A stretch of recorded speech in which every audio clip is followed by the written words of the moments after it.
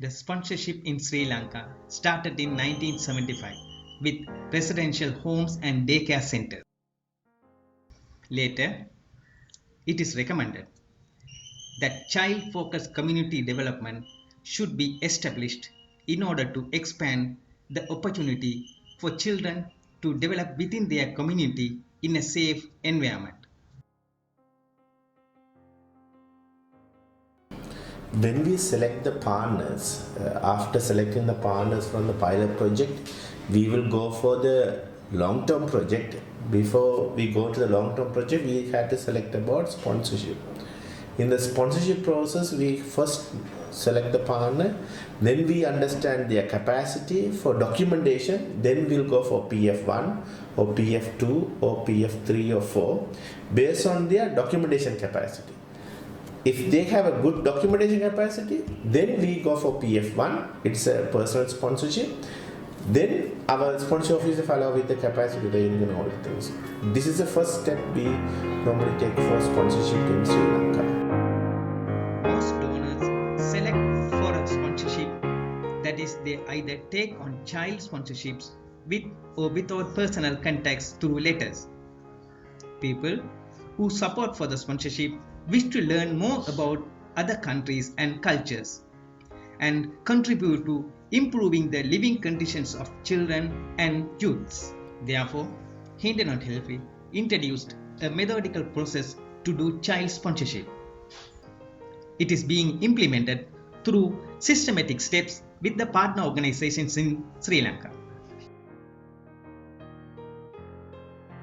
After the pilot project, the director and the responsible staffs are invited for an orientation about the sponsorship. The sponsorship officer of KNH explained the partner representatives about the type of available sponsorship.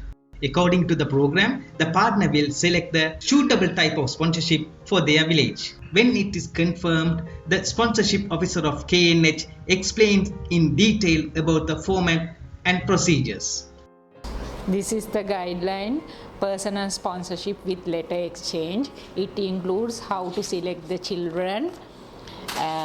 First, sponsorship officer, how to select the sponsorship officer and his qualification and selection of the children. Personal sponsorship requirements, first identity sheet. Then it's identity sheet, how to fill the identity sheet, all the requirements are there. What are the needed requirements are here, and then general information with regard to annual letter, reply letter, thank you letter, like that. If it's the project, you have to submit the leave-in form. Then sponsors files an annual children's list, that is physical verification of the children.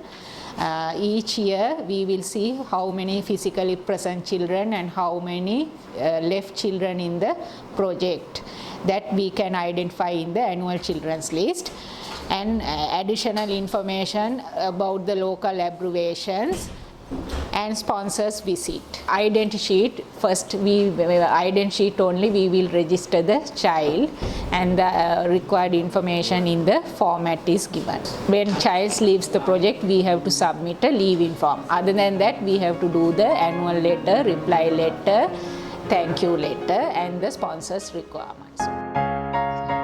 After the selection of suitable type of sponsorship, Shiroma will give the training to the project sponsorship officer and field staff. Annual children's list or sponsorship files and sponsor visit. The partner staffs are being trained through samples of documents and additional examples. Child sponsorship officer in the partner organization is the key person in this process. Mr. Nidarsan, working as a child sponsorship officer at CCH. CCH is one of the partner organizations from northern Sri Lanka. He shares his knowledge with his colleagues in the office. It is ensured that the information received from KNH is shared among the core staff.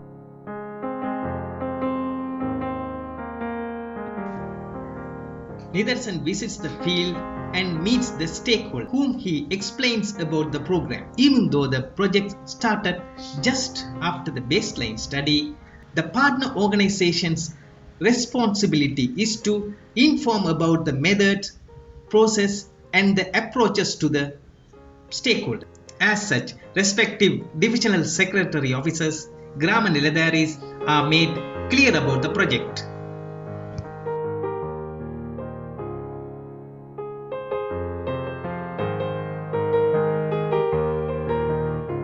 Thereafter, Nidarsan visits community heads, then meets families individually. He explains the benefit of the program and make them aware of the responsibilities as the parents.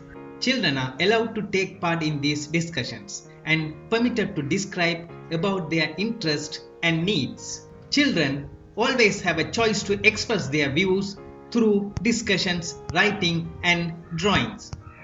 Family details are received in a specific format. Nidarsan verifies the collected data with the co-staffs and the director. Then he files the identity sheet with the data he gathered in the field. All the soft copies are emailed to the sponsorship officer of KNH for verification.